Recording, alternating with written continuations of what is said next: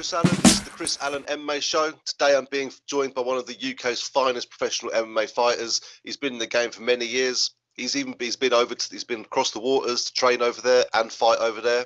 And not many people get a black belt by the time they're 10, 11 years old. So I'm joined today by Cory Capcom Tait. How you doing, my friend? All right? Too kind, man. I'm doing well. How you doing, man? Thanks for having me, bro.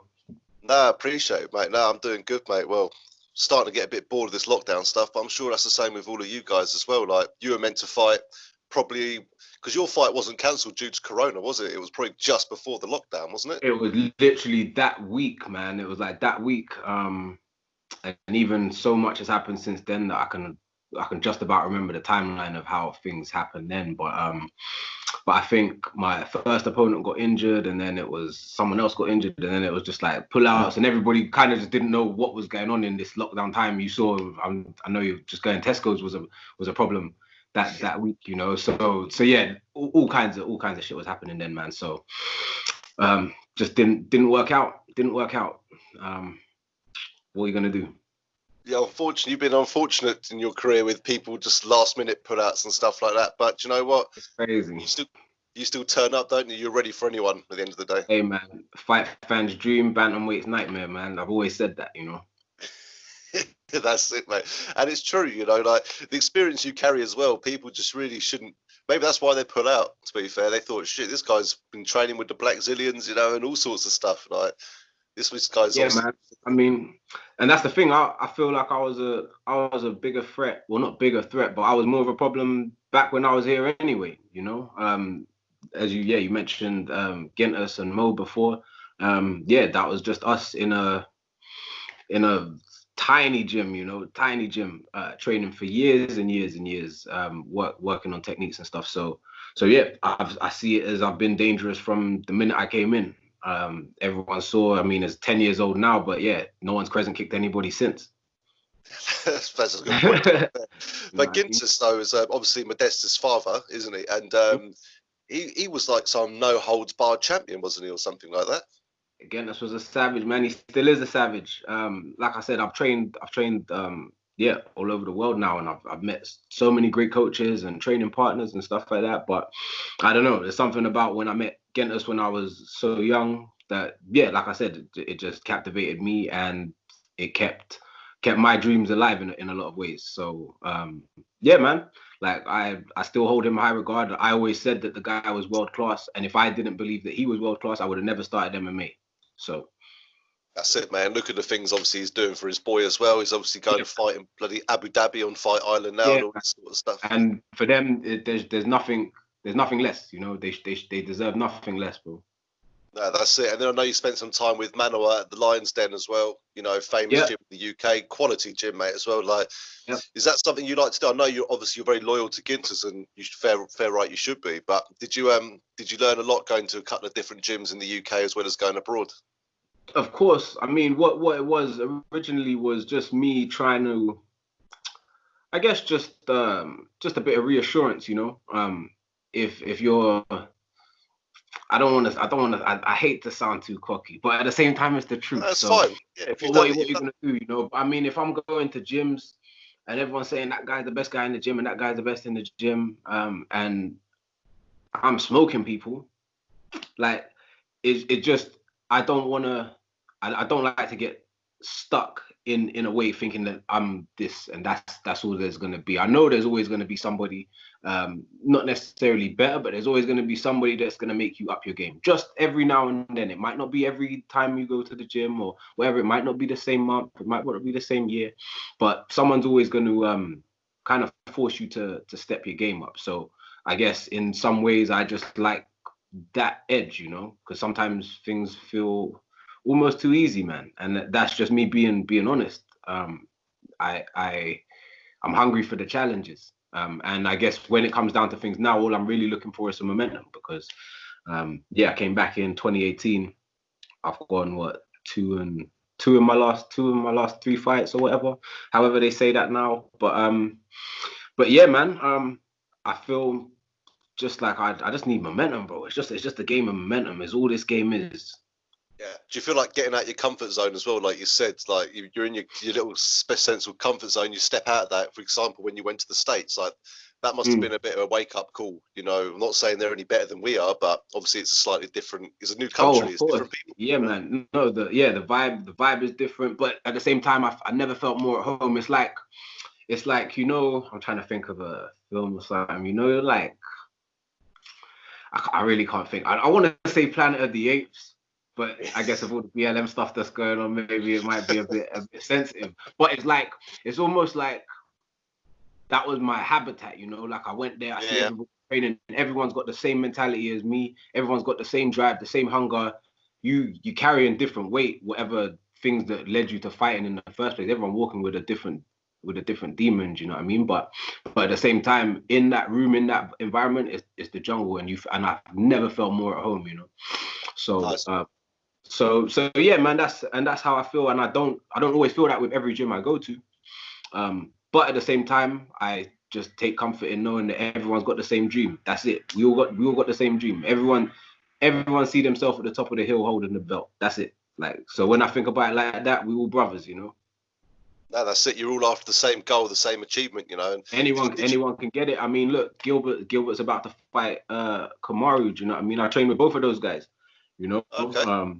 And that's what I mean. It's like everybody sees their self, you know. They've trained together, they've bled on the mats, they've sweat on the mats, shed tears on the mats, do you know what I mean? They've done all of that, but when it comes down to it now, they can put all of that aside. One, make themselves some money doing the same thing that they've been doing for the last however many years, sparring together and that, do you know what I mean? But at the end of the day, Kamaru could take it like Gilbert was trying to take food out of his mouth, and vice versa at the same time, because everyone sees themselves at the top of the hill holding the belt, man. And that doesn't make us all enemies. Do you know what I mean? No, that's it. Like as I said, this sport, it's you see at the end of, well, I'd say 95% of the time, we always see handshakes at the end of the fights, you know, and we like to show the respect. You know, you're a fighter, I'm a fighter. I go back to where you're doing like that, Japan and that side of the world. You know, they'll never boo a fighter. They always applaud everyone. You know, it's just at the end of the day, in my eyes, I don't care if you're a journeyman. You still stepped in that cage and the door shut behind you, and you're going against a killer. I wouldn't do it. So. That's it, man, and that's it. Like when you think about it like that, we're all connected. Even how we do this interview and whatever, like the game has changed. Like even in my little time, little time of being in the game, you know, like I've watched it change so much. I think, what if I crescent kicked in 2018 instead of 2010, and how viral shit would have gone then, and like just little things. Sometimes you're like, like, but yeah, like I said, it's just a journey like any other, man, and I wouldn't change it any other way. Yeah, I can picture the crescent kick now. That was UCMMA, wasn't it? UCMMA, man, against Dino Gambetesta, man. And at the time, Dino was highly rated, man. And I remember I was like, wow, this guy fought Brad Pickett, you know. Like at the time, I was like, whoa, like this is crazy, like. But you know, at the same time, that's what I mean. It forced me to step my game up. Well, some of the people that have gone through UCMA, like Dave O'Donnell, he's done such good work that I think even people like Johnny Walker come through there. I think even bloody what's his name, Big Nog even fought there at one time, if I remember rightly. Yeah. I might be wrong, or I might be thinking I'm not Cage too Warriors. sure, but yeah, I can believe it. Warriors, but yeah, I can believe it. They had Anderson. They had Anderson, bro. Exactly, yeah, and it just shows, doesn't it? And then it's just great to see a lot of the UK fighters grow through that. And then when I was looking through obviously I knew your record, but to be honest with you, I didn't know too much about the Titan thing, to be fair. You know what I mean? I knew a lot about the rest of the stuff. Oh, yeah. Was Titan FC, well, because you went to Florida with the Blackzillians, whatever, down there, was it, did that sort of push you into a fight at Titan because you're already in the country? Yeah, it was kind of worked out like that. I think, what's his name, Lex, who runs Titan, he was cool with a lot of the guys at Blackzillians at the time. He was cool with Glenn Robinson, and yeah, it was cool. They gave me a shot because, oh man, because you're making me think back. You're making me go down memory lane, man. I mean, I flew from Hawaii. Nice. To get back to Florida, to try and get a cheaper flight. It was a long story how I ended up getting to Hawaii. We don't have to talk about that, but getting back, because I mean I had no money. There was just crazy turn of events that happened leading up to me getting out there the second time. So by the time I got there, I was like, yo, guys, like, training's cool and all of this, and I love being in the room with you guys, but what's the deal, man? I need to smoke somebody, because this is not a game right now, man. I've flown all the way. I can't just be spending this time training or a promise of the UFC, you know. I was like, I need to fight and get something done here. And yeah, they managed to get me that fight on Titan. Looking back, I think it was a bit of an inexperience from my side, because there was a lot wrong with that fight, man. There was a lot wrong with it. The guy, he practically didn't even try and make weight, you know. There was just so many crazy things. But me being me, I'm just like, it doesn't matter. We're gonna fight anyway, you know. So, and yeah, it didn't work out my way. But that fight was crazy to me, though, man. It was almost like I was driving a brand new car with all my training and all of that. Like, I felt like just Dragon Ball Z, you know, like Super Saiyan, but you haven't quite figured out how good your moves are yet. You haven't quite realized it. So yeah, man, that was one of those fights when I think well, that was your first proper enemy territory fight, wasn't it? To be fair, you know, like usually you're fighting in front of, you're in the UK, in front of the home crowd, sort of thing. Stuff like that. But yeah, I mean, I didn't even really look at it like that. I didn't even really look at it like that, man. I don't really see the crowd when it's time to fight. Like, I don't know, that part isn't there. I could be the favorite or I could be the enemy. I'm in my own head at that point. So the enemy territory stuff doesn't. I don't know. I'm not that kind of guy. Like, at the same time, I'm not the kind of guy that will sleep him in front of the home crowd just to shut them up. I'm not that kind of guy either. You know, some guys, they fight better going to the enemy territory. To me, I'm like, yo, just shut the cage, bro. I'm not trying to get fucked up. That's it. It's very simple to me, you know. But that fight there, man, I could feel it was just like you step in a Ferrari for the first time, and just that little bit of acceleration, you take off, you know, you don't want to crash. And I guess that's the best way I can describe that fight. But it was a sick experience, man. Sick experience, Titan. It was a good show, and Lex and them are cool. And yeah, I guess I'm kind of cool with everybody. I haven't really made enemies in this game. No, that's the thing. I'm not here to make friends, as they say, but I'm not here to make enemies either. You know. No, I've noticed that of you. You don't talk a lot of shit to people and stuff like that, and a lot of people base their whole career on doing that. You know, and it might work for the odd person, but the rest of them just look like it. Maybe it works. It works. You see, my thing with that, it works until it doesn't. You know, and that's and it's that part that doesn't. That, all right, who can I? The only person that come to mind is Mayweather. He's the only one that can continually talk shit now. You know, exactly. McGregor talked shit and got beaten a couple of times. You know what I mean? That's the end of that one. But he's probably the only person that can get beaten and still be popular.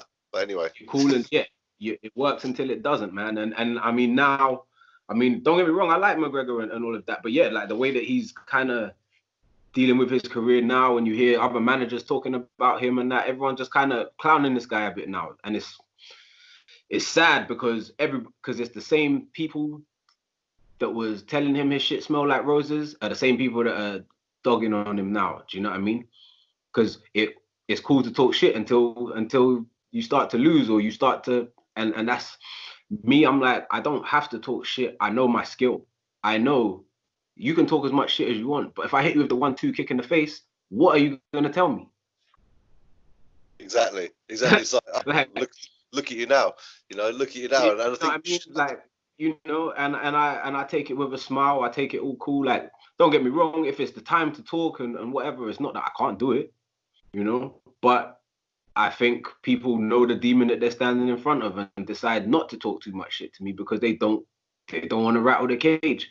And that's not to say everyone's scared of me. It's just the respect. Everyone sees how good my skills are, and they don't want to get on the bad side of it, even though we're already fighting. But they know, you know, intention is a very different thing, you know. Well, yeah, because a lot of people who don't say someone who might not know too much about you think, oh, they're 10-5, yeah, I'd probably take him on. Do you know what I mean? But then they look at who you fought, you know, it's a different story. You know what I mean? And you look at my fight with Spencer Hewitt, and he didn't talk shit to me in the first fight that he beat me. He didn't talk shit, but there was a different element, you know. And after that fight, after he knocked me out, oh man, he didn't stop talking shit. You know, he didn't stop. and I still respect him for taking the second fight, you know. But I made sure I didn't fight him. I made sure I got the UCMMA belt, and I said the first person that gets a shot before anybody is Spencer Hewitt, you know, because I respect what he did. I don't think he could do it again, but I respect it, you know. So we'll see. And I just made sure that, all right, cool, you kind of knocked me out, kind of like I went down, ref jumped in, maybe I was out, maybe not, but it was a justified stoppage.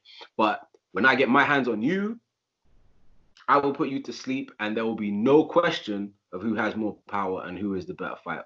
There'll be no question. And I proved that. And I proved that with everyone I beat, because my finishing rate is 100%. Yeah, I was going to say, 100%. You don't ever see the final bell, which is fair play to. I think you're pretty even in submissions and knockouts as well. To be fair, I think it's pretty much half and half with you. Don't give all the secrets. I'm just a striker. I'm just a striker. No, he's just a striker. Just take him down. He likes getting taken down. You can just lay on top of him. Well, maybe. Well, I wouldn't say Aiton wouldn't believe that anymore, though, would he? He's not going to be lying on top of you anymore. Like in my eyes, in that fight, I was thinking, why does he keep putting his head back in? You know what I mean? But he obviously thought he could get through your triangle, and I know you threw it up a couple of times, and then out of nowhere, well, not out of nowhere, then you just locked it in. I think you switched it to the other side, and I think you could see in his face, he was like, "Shit!" But do you know what? I will give him his dues. He held on to it. You held on to it for a while, and even rolled him over. Man. He held on, man, and I was like, "Wow, is he really?" And the funny thing was, man, I still laugh when I think about that moment, because I was so tired, man. I was ill the week, about 2 weeks before the fight. I was in bed, man. I was like KO. I've never been this sick before. And even with all this corona stuff that's going on and all of that, like in my head now, I'm like, well, all those symptoms, I'm like, I must have had some kind of corona light or diet corona or something. I don't know what I had, bro. But I was in big trouble, man. I could not move out of bed. I couldn't do anything. And I had to go straight into cutting weight and get into that fight.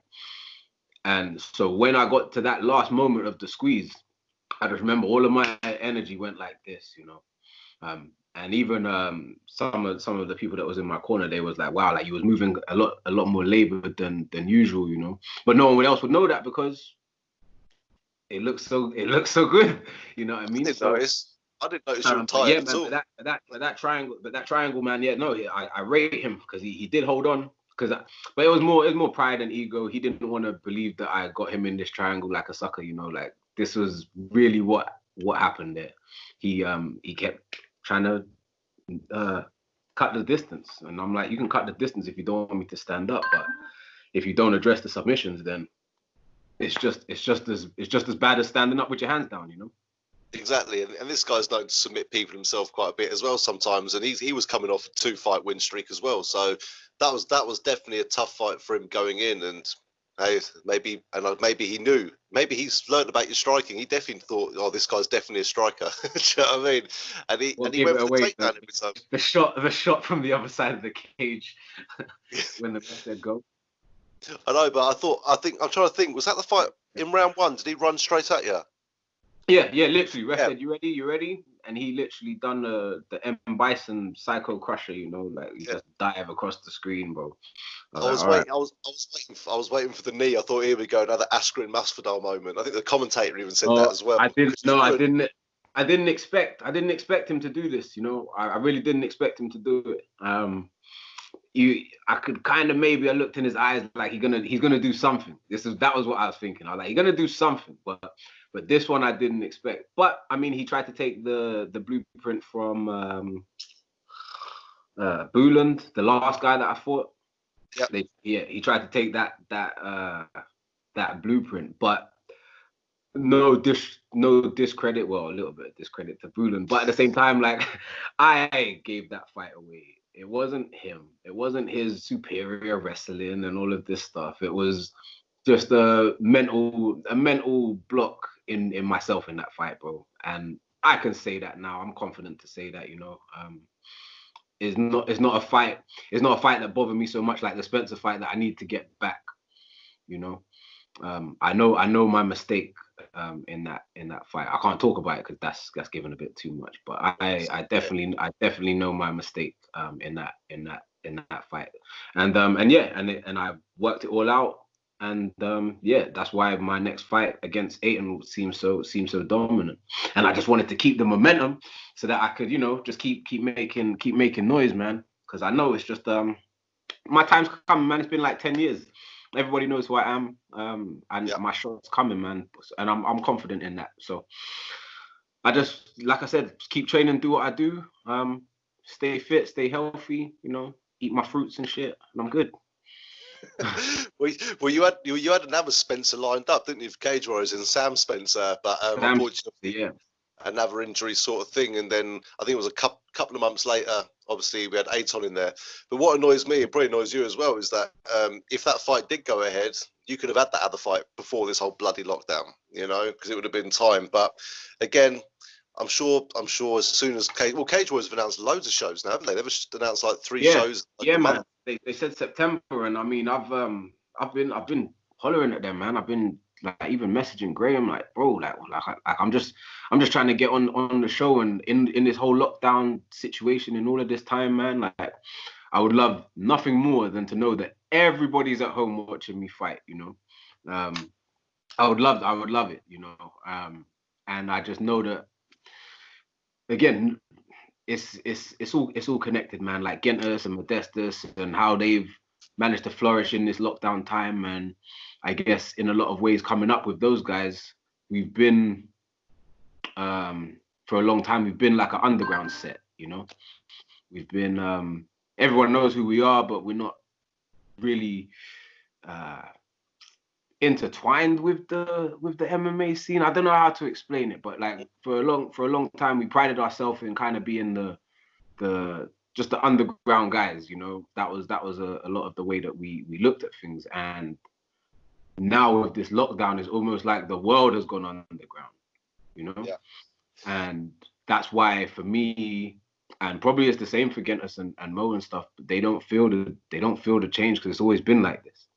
You know, we've had like where there's not too many eyes on us. There's not too many things. You can just work in silence. And when it's time to come out, you know, like I said, I know Mo's gonna destroy that guy. I forget the date right now, but I know he's gonna fucking smoke that guy. He's a huge favourite, Mo, in that fight. He's got the odds are with him. Do you know what I mean?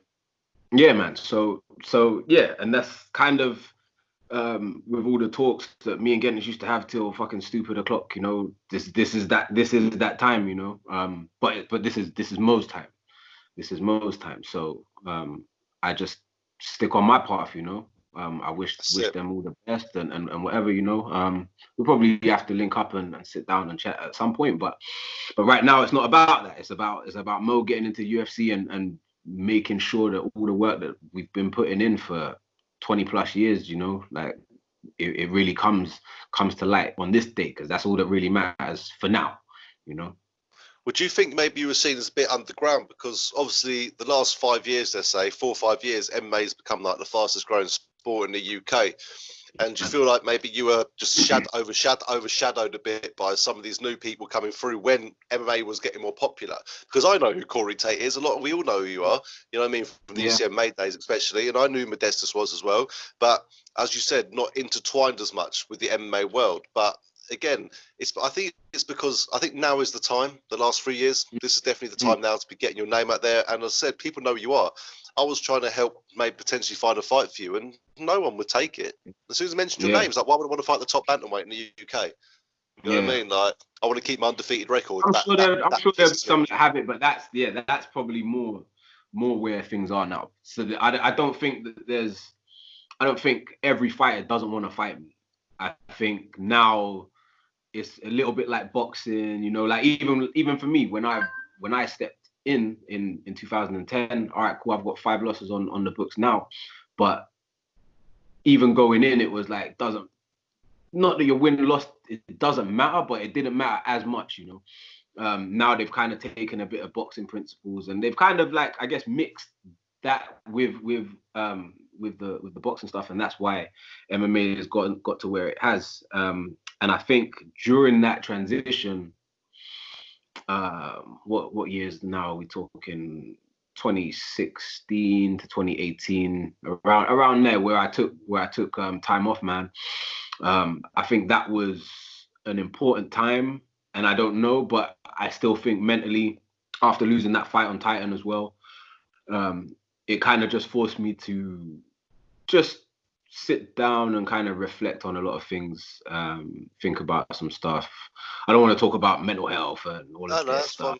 all of this, but yeah, I guess there was a lot of elements to that, and I didn't want to, oh, fuck it, I'll just go and fight and like fucking get smashed up and maybe I'll feel some kind of something, like it's not about that. It's about your record. It's about doing well. It's about, proving yourself when you go out there. And if I didn't feel that, then it was time to just sit down. If the hunger comes back, which I believed it would, but I guess when you're in that state, you don't see it that way, So I was like, well, let me just sit down.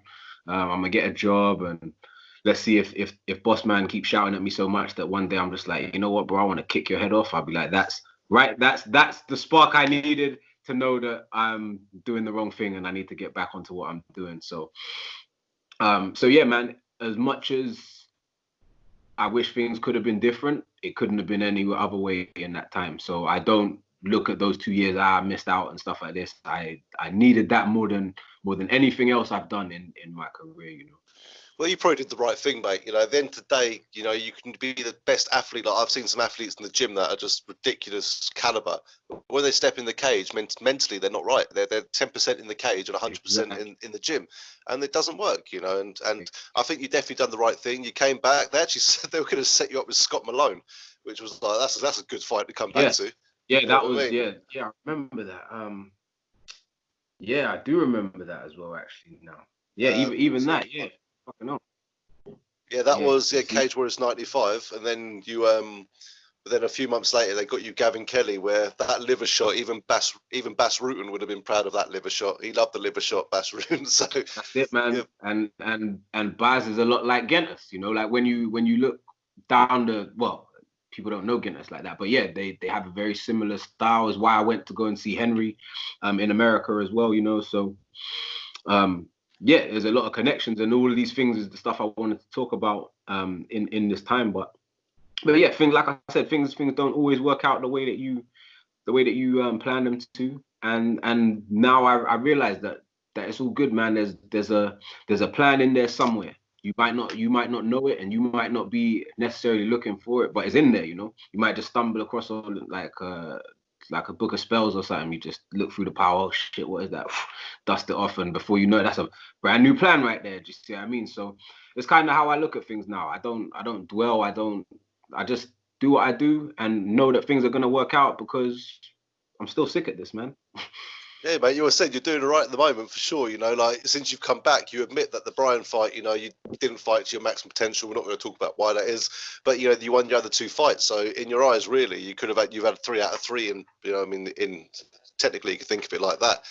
But at the end of the day, you're on a roll. But it's just a shame that this Corona thing's hit now because, as I said, you were building that momentum. You were starting to get back up to. Well, look, I think the last what 100 Cage Warriors champions have all gone to the UFC and stuff like that. You know what I mean? Like that's Jai's going over there as well. Jai's going over there. I'm sure. I'm not sure if Darren Stewart, if he was ever champion, but he got over there to the UFC as well. Darren's, mate, we can go back as even like Joanna Jędrzejczyk, Michael Bisping, Conor McGregor. You know what I mean? They all went over there. I mean, those guys won the belts and stuff as well. So I don't. I think to me that's natural progression. But I'm sure there's still some. I guess. How would you say, like a not freak case, but like just anomaly, and someone else makes it into the UFC, and that's why I bring up Darren, because I was like, I don't ever remember him being champion, and I could be wrong, but I don't ever remember him being champion, but he's in the UFC. So, but I knew he fight consistently. He got it's the momentum that people need, and I guess in these years since signing with Cage Warriors, I wanted to just bang out these fights as quick as I could, but circumstance and things don't always go your way. But at the same time, it's cool because, like I said, as long as I stay fit, stay sharp, I'm really trying to get onto something in September. So if there's anyone out there trying to make something happen, and Graham responds to you, then let's work it out, man. Throw my name in the pot.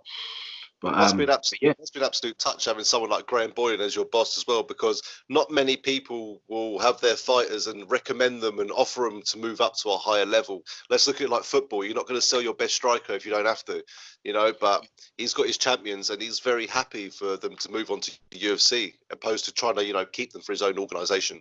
No, of course, because at the end of the day, it's always going to shine a good light on him. And any conversation I've always had with Graham, man, he's always like 100%. So yeah, like I've got no bad words for him, except for now. Just please respond to my fight request, please, brother. But that's about it, That's it. Well, you deserve it. Man. Great win over a massive, tough contender. If he won that, he would have been fighting for a title probably after his win streak, So yeah, mate, you pause that one for him for sure, and something I remember reading about a little while ago. If you don't want to talk about it, don't have to, of course. Please just say. But you were meant to fight in Russia at one point, weren't you, or something like that? Was it Chechnya, man. Oh, was that right? That. See, if you don't want to talk about it, because I know you got approached by some idiots basically, which prevented you from going out there. Yeah, there's a crazy turn of events, man. And again, it's just me being a good guy, man. That's all that happened, and that's why again I say because really I was protecting another friend of mine. He lived on a pretty dodgy block, and he's got a family, So okay. Yeah, cool. He's got a family and stuff, and I could see he was uncomfortable with what was happening. So I guess I stepped in and kind of said my piece, and obviously, one thing led to another, and man, I got pretty. I wouldn't say I got smashed up, but the damage that I took, one being a mad cut on my eyelid, and I was like, well, go to Chechnya and fight with some Russian dude with my eye like this. I don't want to be like Hollow Man with an eye like this and I can't sleep at night, That's all I could think about, bro, I'll be honest. So I was like, nah, maybe I'll have to sit this one out, guys. But obviously, that didn't look good with the team in Florida, and they're like, what the hell are you fucking involved in out there, bro? And it just didn't come out. It didn't come out great, man. And I was really looking forward to that fight. I was rejuvenated. I just went to Florida. Managed to get signed by the Blackzillians in I can't remember what it was, 5 days or something like that. There'd been guys that had been there for a year or two, no sign, but they saw exactly what they was looking for and was like, you gel with the team.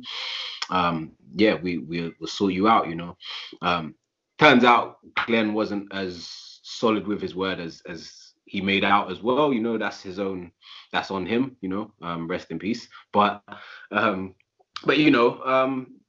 that wasn't a great time with what happened there. But at the same time, man, like I said, I'm just a good guy, man. I protect my friends, I protect my family. I fight is my job, but just because I got to fight tomorrow, if I see something happening that I'm not cool with or an injustice, then I've got to speak on it, man. I can't help it, and that's what that was. Yeah, and everyone knows, if anyone knows you well enough, who knows you, you're not a thug, you're not an idiot who goes there looking for trouble, you're a professional fighter, you're an athlete, and, you're standing up for someone, in a situation, these things happen, it's just a shame. But, man, going over to Russia, though, fair play to you, mate. I wouldn't do it. It's a scary place. Man, I just think of Rocky versus Drago. They're going to put you in some hut in the middle of the snow somewhere. No, well, I mean, I know Ed Arthur did it, and he ended up fighting Peter Yan, man. That was a crazy one for me. Fair enough. But at the same time, Gentis he's from, I guess, that side of the world as well. And I've known Gentis since I was 11 years old. So I've met all kinds of guys from this side of the world and this side of life, and had big conversations, and they showed me certain things, taught me some things, I've shown them things, taught them some things. So again, like I said, man, I can be in the room with some sharks, man. It's no problem. I'm humble, I'm respectful, I know when to push, I know when to pull, that's it. You can go anywhere and survive that way, and that's what I believe. I'm not a thug, but I'm not a punk, It's just I'm just me. I'm just me. That's all I can ever be. And as long as I'm true to that, I never have no regrets. So I was really looking forward to that fight in Chechnya, man. Because again, like I said, some of the people that I've trained with. I mean, I went to Florida, and I met some of those guys from Chechnya, man. And they had some beasts that I was training with. They was from Chechnya, you know. I'm pretty sure the guy that I ended up fighting, I'm pretty sure they knew who he was or something. Now it was a long time ago now. I can't quite remember the story of the book, but those guys are amazing, man. They train hard, they study their craft, and yeah, you know, a lot of them that side of the world, they Muslim, they humble guys, man. Like they'll take your head off, but they're humble. They're not. It's not against you, you know. There might be some fans that might talk some shit or whatever, but for the most part, man, they humble people, man. And like I said, it's just fighting and to me, it's just Street Fighter, you know. It's just Street Fighter, Mortal Kombat, whatever. You just fighting in front of the fans, and everyone just loves fighting. It's just Street Fighter to me. Yeah, I know you love your street fighting with the Capcom, but we'll come to that in a minute, obviously. But God, which first of all, Street Fighter. I think we're a similar age. I had Street Fighter 2 Turbo on the Super Nintendo, mate. I love that game. Do you know what I mean? On the SNES. Yeah. Who was your go-to? Who was your go-to character? Okay, well, I'll tell everyone like this. So Marvel vs. Capcom, that's my favorite Street Fighter game, you know, because you have all the characters and you can do the specials and all of this. But I guess, yeah, it's gotta be a mix between either Ken, Ryu, or Akuma, man. I'm very basic like that, you know. Give me a Hadouken, give me a Dragon Uppercut and a nice kick and that, I'll do the rest. But truthfully, even though Capcom's my nickname, Tekken's my favorite out of all of them. It's Tekken. Tekken 1. I remember Tekken 1 on the PlayStation. But Tekken Tait just doesn't have the same ring on it, you know. Tekken Tait, it doesn't sound great. I don't like that. No, man. Does Capcom? But Capcom, I've grown up seeing Capcom on my screen all the time, you know, as a kid, mate. Yeah, whenever you see the logo, now you think of me. So even if Capcom's watching, bloody hell, come on, man. I've been promoting that like 10 years. Did you give that nickname to yourself, or did someone call you Capcom one day? I was sitting chatting with some people, and we was like, because I had some other like street nicknames and stuff like this, but I was like, I don't want to take those into fighting and people trying to dig up past shit, you know.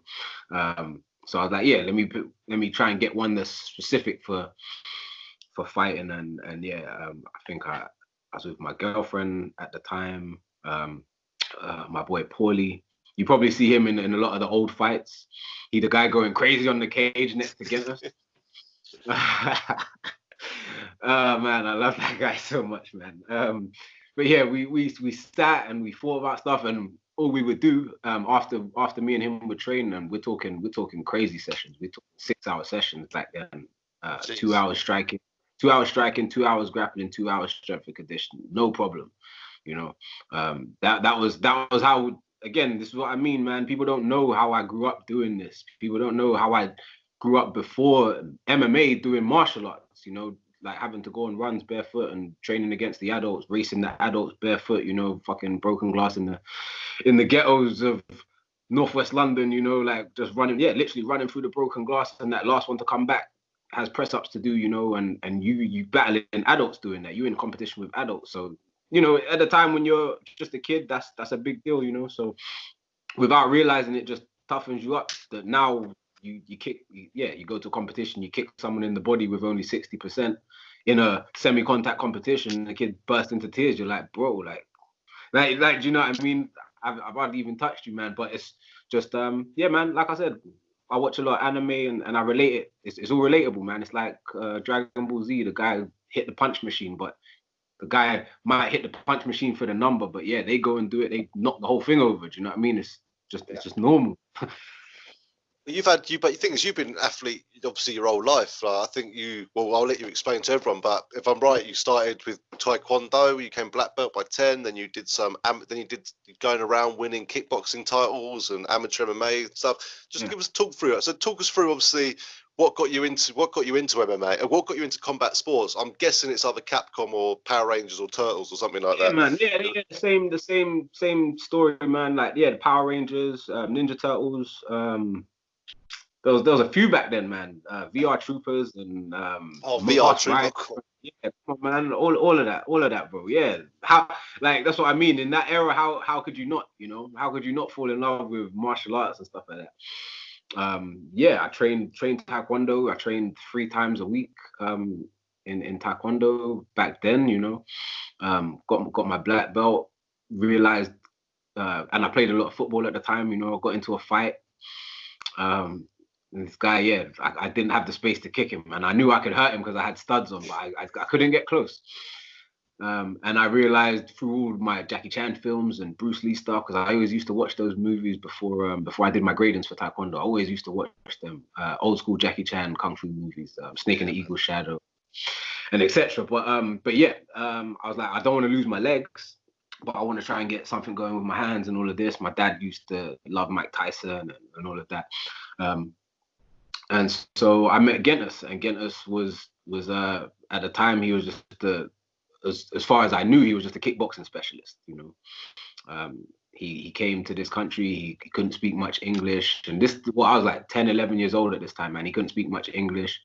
And then a group of little 10-year-old kids from like a state over there and all of this, you know, like people would just make fun of his accent and whatever. But there was, like I said, man, there was just something, maybe it's through watching all of those shows and watching all of those movies, that when he was saying stuff, it was almost like I was the only one in the class that really heard this guy. You know, even with his English being broken or whatever, like I understood it. Someone turned around like, what did he say? And I tell you, well, he said this. If you move your hand there, you're probably gonna get punched in the face. You know, it's not hard to understand. Do you know what I mean? He's not talking completely foreign. You know, it's quite easy. What class did you sign up for? Kickboxing? Yeah, well, I think he's trying to tell you how to do that. You know. And just over time, he just showed me the other aspects, and he was like, yeah, I did the no holds barred stuff, and I did a lot of this. And back then it was MMA. He kind of showed me about the UFC stuff, and back then I would see either people getting knocked out or people playing guard. That was it. Like I didn't really see anything else. I just see, why is he on the floor with his legs wrapped around this guy? Like that was it, is all I would see. And for years, Gentis would try and explain. He's like, no, because he's looking for this, and he's looking for the arm lock, and he's looking for this, and I was like, okay, cool. And Gentis would try and show me, and for however many years, man, no one would ever believe me when I tell you this now, but for so many years, I did not understand an inch of grappling, bro. I didn't understand any of it. I was just like, yo, someone's on the ground and they do this, and then he flips over, and I was like, how did he do that, you know? And then I would just get on the floor and just get fucked up by like Paulie, my boy, because Paulie is a great grappler. He beat Ed Arthur as well, by the way. Just to sprinkle that in there as well, you know. But yeah, man, he was the grappler, I was the striker, so we was just sharpening each other for years, man, for years. And I really wished he turned pro and followed me, and we did it together, you know. That was like my dreams as a child, you know, like I wanted us to do this together, Ryu and Ken, you know, like it was my goal, you know. But yeah, you know, he's happy now. He got married. He's still training. He's still, you know, and we talk all the time about this stuff. And yeah, he helps me a lot, man. And forget the original point that I started reminiscing about the past. Doesn't matter, right?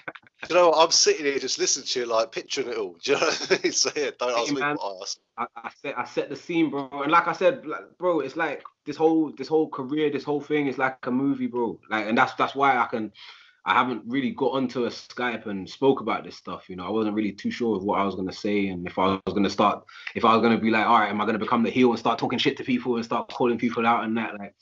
But I'm like, I just don't care about anybody that much, you know? Like, I'm like, there's no one I'm that worried about to be like, it's you next. I don't care, man. Like, when we see each other, we'll see. That's it.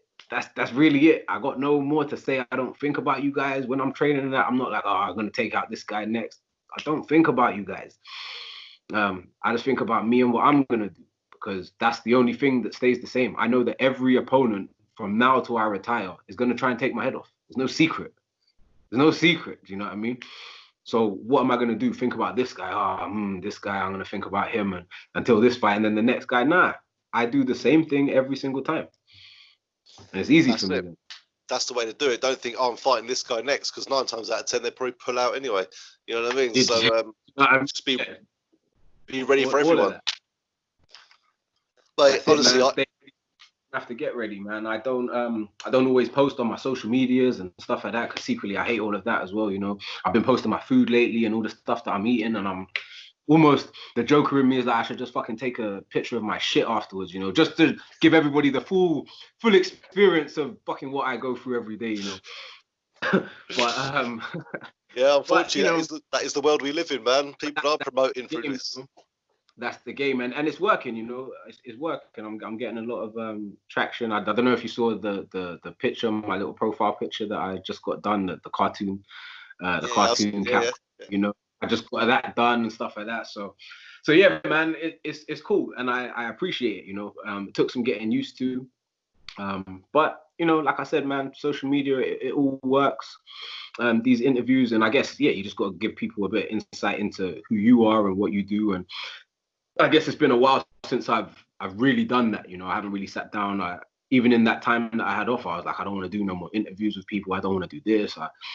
I'm like, I need to check how it comes out. I need this, and I started thinking too deep. And then it's like, before long, you're not actually thinking about fucking hell. You should have gone running. You should have gone and done this. You need to go and do pads. You need to.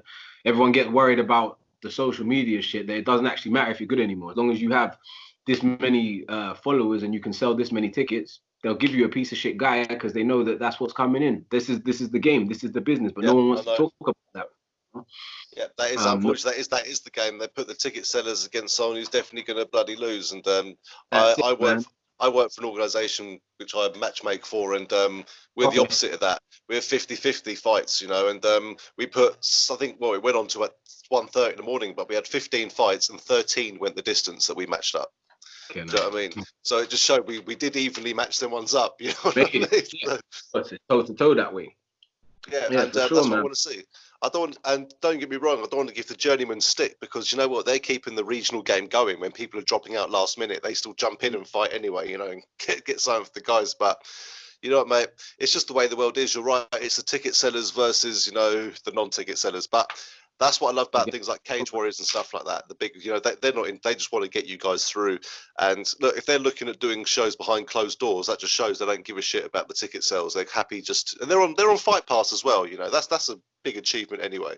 Exactly. You know, and so they're laughing, man. But I tell you what, just roll on September, mate. I can't wait to see it. And I'm really trying to get something happening for them, man. So yeah, I mean, Cage Warriors, whatever, yeah, man. Just find me somebody, man. Find me somebody, man. You know, like I said, I really don't think I put myself in boring fights. You know, I don't think.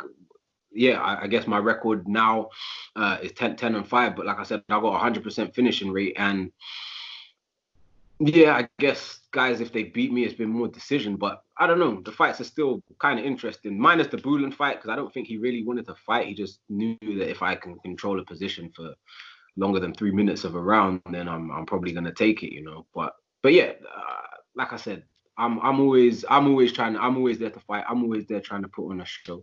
I know that Graham knows this. I know Cage Warriors know this. I know that half of the organizations and anybody with a good MMA IQ knows what I'm about in this game, man. So that's why I'm not worried. I just understand that this momentum thing is a real thing, and yeah, I just wait for the day that I can actually really get that momentum going, and until then, I just fucking train my ass off, man.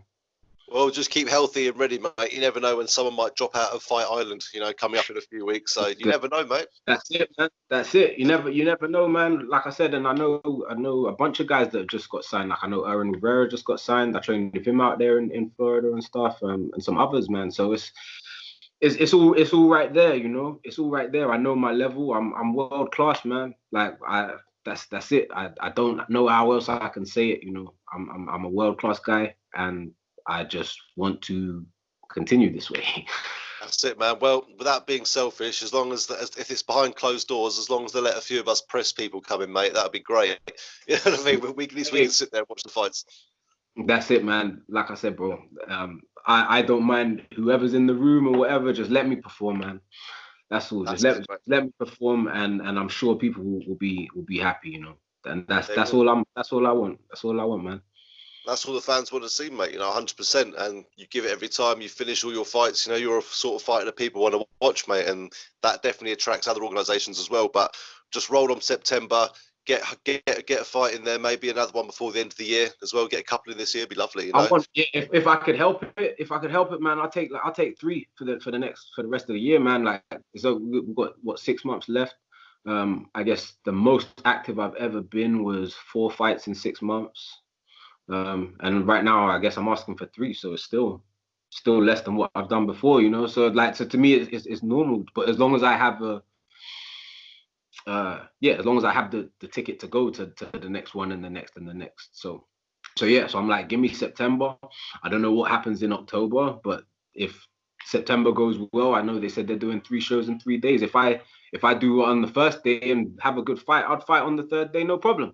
You know, this is my mentality. So, and that's what I mean. So it's really not that difficult for me, man, because in my head, the only big word I see is momentum. That's all I see. All I see. So it doesn't matter who they put in front. It doesn't matter. I'm happy with whoever. They should do another unplugged thing for a title or something, with the Jack Cartwright situation when he fought twice in one night and all that stuff. Let's do one of them again. That was great. Unplugged, wasn't it? That was great. Yeah, and that worked out for him, man. Like his style, that worked out perfect for him, man. And now he's sitting there holding the belt. But again, I didn't see his last fight, to be honest. But yeah, maybe he needs some momentum as well. But he's got the belt, so he can kind of chill, you know. So I don't know how it works once you become champion in Cage Warriors. But yeah, if he can chill and just get fed to the UFC, why not?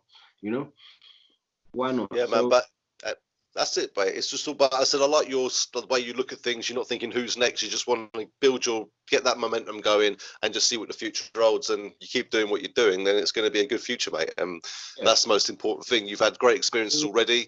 Your pro debut was in Cage Warriors, man.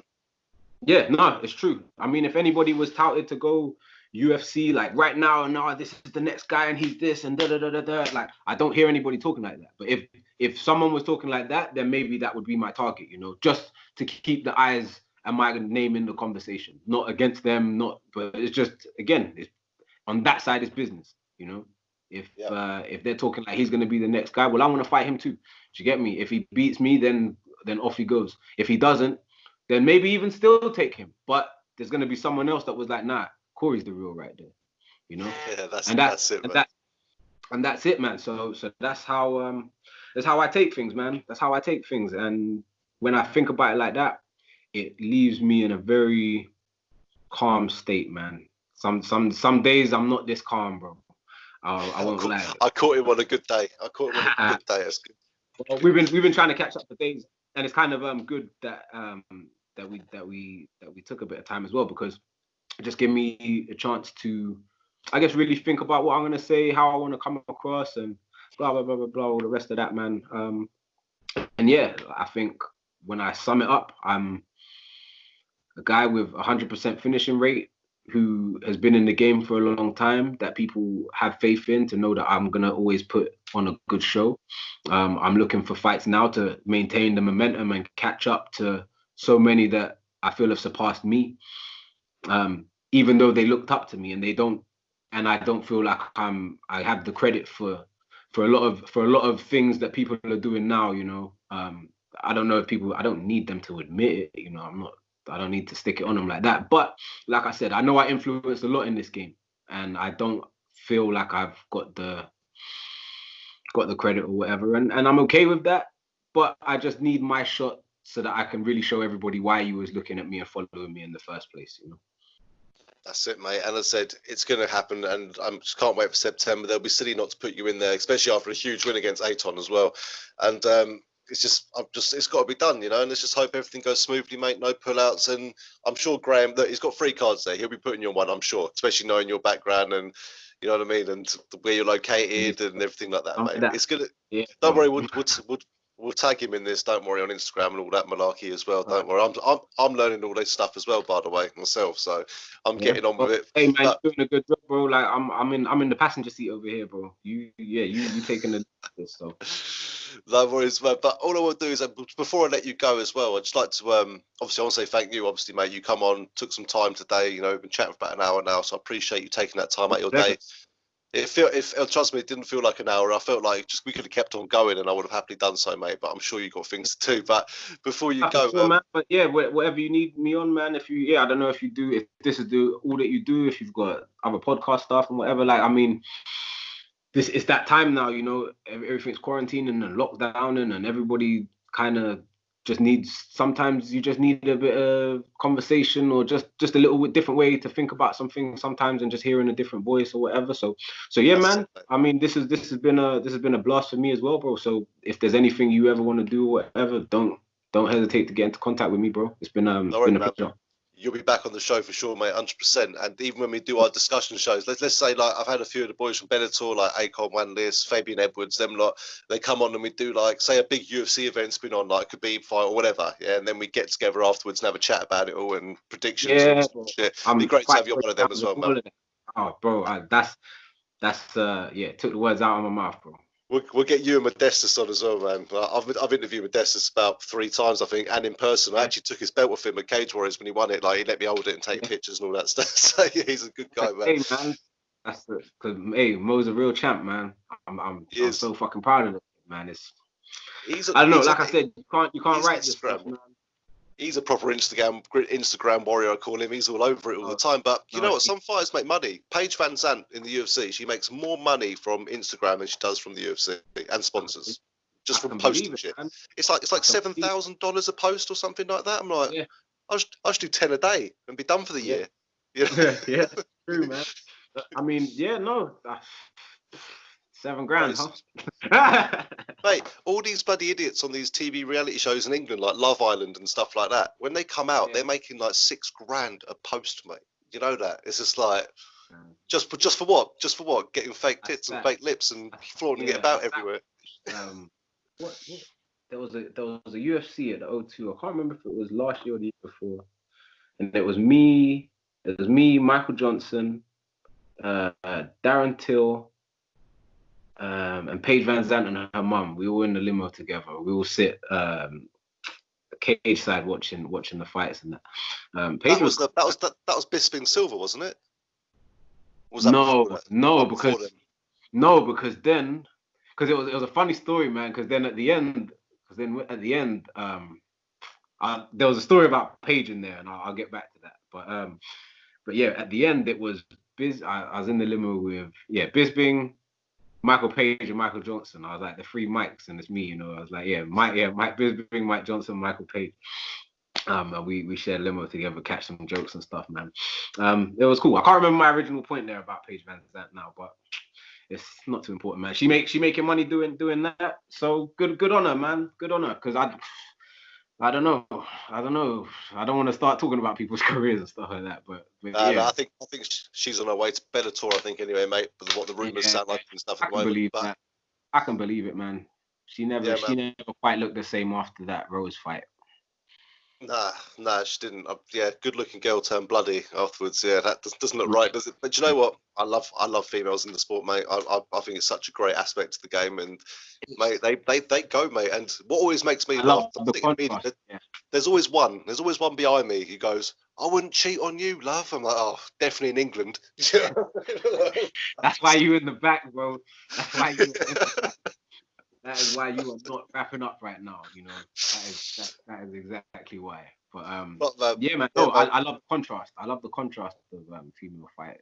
For females to the males, it's just the technique, the approach, the mental is completely different. You know, even though it's the same thing, and that's what I mean. I love the contrast of that. So yeah, watching women's fights can be just as entertaining as watching the guys. Like, it's crazy. You know, I don't encourage men versus women in fights, but when Henry Cejudo was doing his little I want to fight the women's champion, I think Amanda Nunes would have kicked the shit out of him, to be fair to him. But there you go. Yeah, he got to be careful what he wished for, man. He'll remember that Olympic wrestling real quick, I think. You know? What was it? I want to be intergender champion. Oh man. Yeah. I mean, if she really starts chucking bombs, man, I think he would turn wrestler real quick. She ain't small, man. She's a big girl, mate. I wouldn't mess with her. I know, bro. I personally wouldn't want to eat a punch off of her, man. I think of some shots. I think of a couple of the shots that she gave Cyborg and a couple of the shots that she gave Ronda, man. I'm like nobody can take those, bro. It's not. It's just it's science, you know. Yeah, You man. don't want to take that. It doesn't matter who you are, bro. You don't. No one's gonna take that. You might not necessarily sleep, but your brain will tell you very quickly, let's not eat another one of those, you know. When she dropped Cyborg with that, I was just like, I couldn't believe it. I would have put if I had a lot of money, I would have put so much money on Cyborg to win that. Do you know what I mean? Because she killed everyone. But mate, first round she done three title holders in the first round: Holly Holm, Ronda, and Cyborg. Amanda hit Cyborg with that and made her do the roly poly. It's the same like when who did Kamaru done that to someone as well, man. He hit someone and they rolled over afterwards. They hit, face planted, and then the momentum still rolled them over afterwards, man. I'm like, that's a different kind of punch, bro. I can't remember who he did that to, but it was the same thing that Amanda did, bro. I'm like, that's a crazy punch, bro. Or like Danny Roberts. He one of my boys now. But yeah, like when he hits people with that left, bro, they turn tornado. It turned literally like this. It's crazy. It's crazy. I love fighting, man. Can you tell? I thought you just did it as a hobby, mate. I thought your main thing was just sitting by a computer and doing YouTube and stuff like that. Yeah.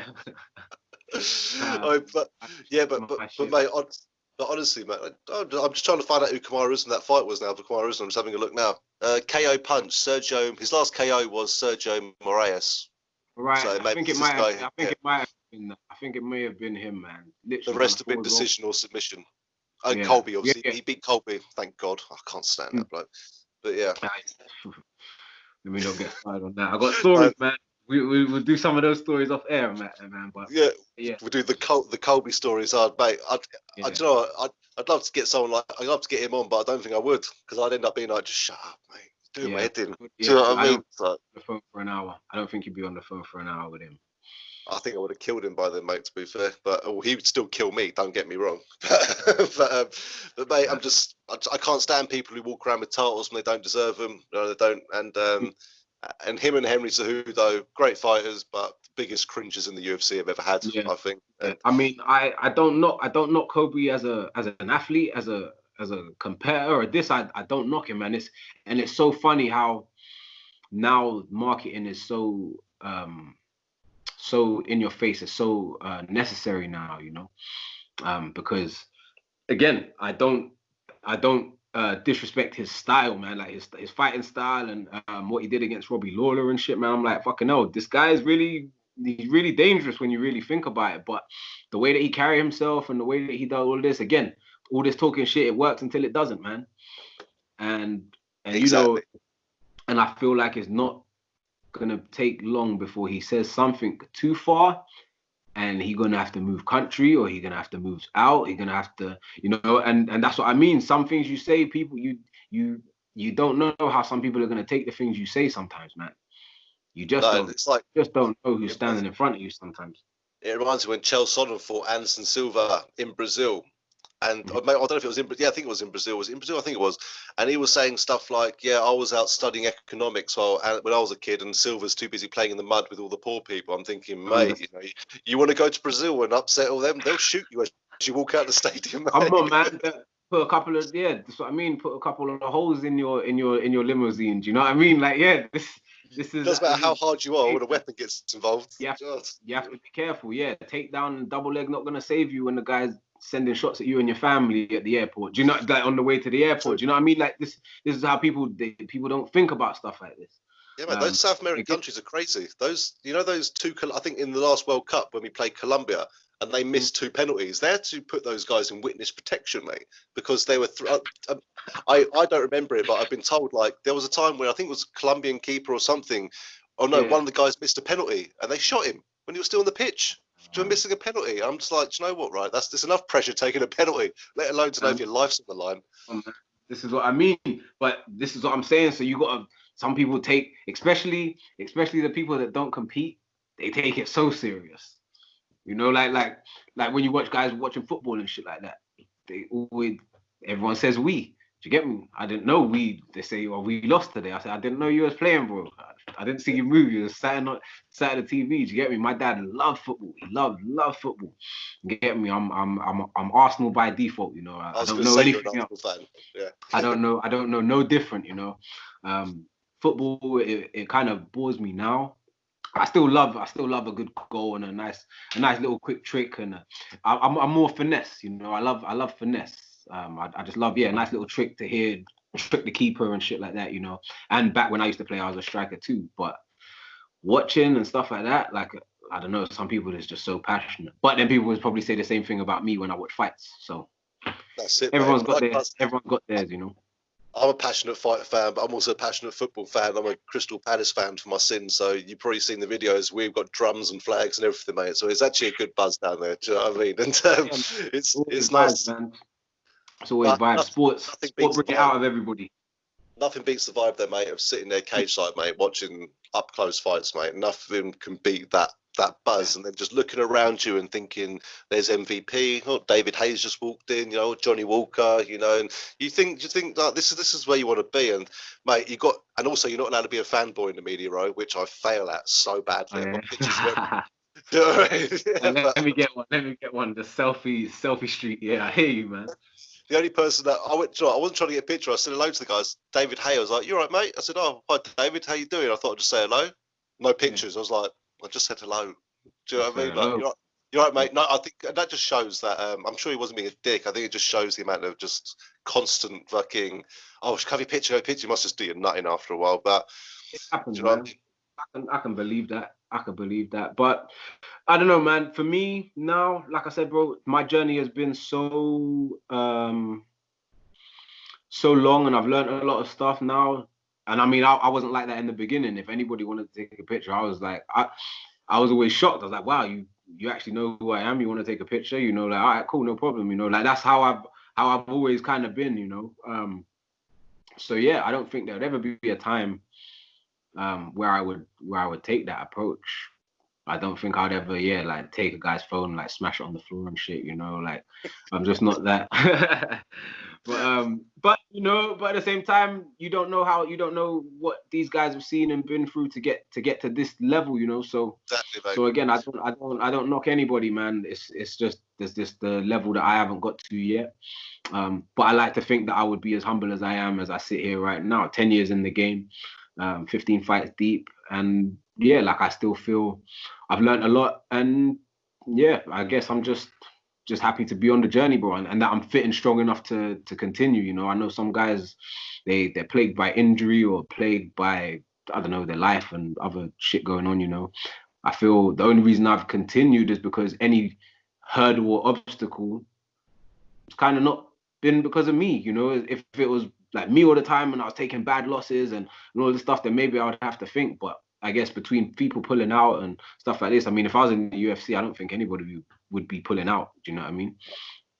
Like, do you see what I mean? So this is just the part that I have to get through now. And I'm pretty sure, like I said, there's probably still guys now in Cage Warriors that's not pulling out, but their managements and all of this is just like, it's probably not the best thing for him right now. I mean, I was supposed to fight Brett Johns all those years ago before I fought Taru, you know, but they got him out of there, gave the belt back, and he went to Titan. He went to Titan. He won the belt there at Titan, didn't he? He won the belt, and he went on the tail. So again, I respect Brett Johns, but I still think that they saw the threat in me and thought, let's get him out of there and send him to America and let's see how he does out there, rather than roll the dice on Capcom Cory. Yeah, makes sense. I understand, man. That is the way the world works, mate. But it's what it is, man. But we've got September coming. Good to see you fighting loads and get that momentum going as well, mate. And before I let you go, man, again, thank you for coming on again. Sorry, I said this about 20 minutes ago, but I just get wrong. It's my pleasure. Don't worry, man. My pleasure. No, I love it, man. I love it. Some people I speak to them like, so how did you get into MMA? And I just saw it on TV and I enjoyed it. I'm like, oh, great. Should I like a bit more? You got a bright future ahead of you, my friend. Yeah. You've been a great person to talk to, man. I really appreciate you taking the time, man. And I'm definitely going to catch up with you soon. Hopefully the next time's in person as well, which would be lovely as well. Definitely, man. With all the, like I said, with all the games I play and the anime I watch, why wouldn't I be animated? That's it, So. man. That's it, man. That's it. But before I let you go, just want to give you an opportunity to give a shout out to anyone who's helped you get to where you are, which we haven't mentioned. Well, you'll never remember them all, but any sponsors. Okay, yeah. And Right now, sponsors not sponsors. Hey, any sponsors that wanna help out Capcom Cory, hey, donate to the cause, man. Get me on the Instagram or anything like that. Cause right now, bro, I have no sponsors. I have nothing, man. I'm doing everything myself. Everything. That's why I'm posting all of this stuff. I'm my own Mike Dolce. I'm my own coach, setting out my routine training. I'm doing everything right now. So yeah. So if anybody wants to help me out, like I'm, hey, I'm right here, guys. Come on, Capcom. Hope Capcom are listening. We'll tag them in this. They can send you a few. That's it. Hey, yeah, Capcom, man. You want to put me in a game? You want to put me on the front cover with my nice pictures and stuff like this? Hey, it's all good, man. It's all good. Any fighters looking to fight in September and want to try and roll the dice with your boy, then I'm right here still. I don't know what else is there other than sponsors. Just anybody, man. Anybody want to donate to the Capcom cause? How can people follow? Because I know you just started your Instagram and all that sort of stuff properly. Where can people follow you on that? Capcom Cory on everything and everything. Any platform you look for Capcom Cory, you'll find me. But Instagram is the most. I guess is the HQ. If you wanna find me, the fastest. And yeah, man, I just shout out everybody, man. Everybody that I've known in MMA and who I've seen over the last couple of years. I guess, yeah, since I left Gentis and stuff like that. Some people know how much that whole thing, again, I'm not getting into all of that because that's still quite personal. But yeah, some people know what happened there and stuff like that, but everybody still knows that it's all love between me and Gentis, Modestus and whatever. So I shout them out too. Like I said, you guys fucking did this shit, man. UFC now, so now we talked about this countless times. So now it's the time to go forward and prove everything we talked about when we was doing all those training sessions, and nobody knew who we were when we was stepping into any competition, any place we went to. Didn't matter if there was London Shoot guys there or Team Titan guys, and everyone's with their big entourage, and it was literally like just the three of us. Anywhere we went, just calm. So take that same energy to Fight Island, bro, and the rest is already history, bro. It's already history. The British are coming, man. British are coming. Yeah, man. My lot over in the States, they all know who they are. Henry Hoof, Greg Jones, and just too many guys in that gym. Too many guys in that gym. I can't remember everybody. My team's over here. Jimmy and Nathan Rose and the guys that I work with there as well. Like I said, man, there's a proper community, and everyone's been good to me. Dino, who takes us coaching over medals with Nathan Rose and Jimmy and stuff like that. He was long time Jimmy's coach. Dino, Benice's partner, yeah, Benice's partner, and exactly. Crawford's down there as well. Yeah, man. So yeah, everybody over there, and like I said, man, everybody's been cool, man. Anybody that's around me, I know that they believe in me. But we're all on our journey, so it's not like everyone can just help out with stuff straight away and whatever. But everybody sees how hard I work, man. Before this lockdown stuff, I was working nights. Literally training in the evening, then going to work for the night, then sleeping in the gym car park, and then just like literally carrying my tired ass half an hour sleep, going in and banging out the sessions because, like, say Nathan had a fight or something like that, Jude Samuel would be there doing his little workouts too, and I'd be like, hey Jude, man, I just had a 15-minute sleep in the car, but I know you was here, so I'm just here to show you, bro. Like I'm trying to get something going right now. So if there's an opportunity, bro, I'd love to have it, and he will watch me go in, good 2.5 hour session after doing a session the night before and then working nights, taking 20 minutes sleep. I'm a grinder, man. I just don't post it on Facebook because I don't feel like anybody cares until you've done it. Nobody gives a fuck, So So yeah, I like to keep quiet about it, but as we're talking, I thought I'd just sprinkle that. No, man, I love the Kedals guys down there as well, mate. I've spoken to a lot of them. I've interviewed Rory as well. I think it was the first person ever interviewed on the show, actually. But man. You go on my Instagram, you see we're doing some pads. Rory hold my pads every now and then as well. Yeah, Rory's hands are fucking brilliant. Rory's so I'll give him that. Yeah, man. But I tell you what, man. I think he's got a nutrition meal prep business he's just as well. So any fighters trying to do that, hit up Rory, man. Crawford Nutrition, I think. So yeah, hit that up quick. It's called Crawford Nutrition. Yeah, he's just started up recently. Yeah, hit it up on Instagram everywhere. It's live now, and he's delivering. So yeah, get on that now. But Cory, mate, I am literally on 1% on my phone. It's gonna die. My phone's going to see up here. No worries. But mate, honestly, it's been an absolute pleasure talking to you. I've watched your career since UCMA days, and for me as a fanboy, thank you very much, mate. Much appreciated. Appreciate you, man. It's been my pleasure, man. You look after yourself, bro. Everyone stay strong. Will do, man. And we will see you in September, 100%. Of course. Nice one, bro. Nice one, brother. See you later. Cheers, brother. Bye-bye.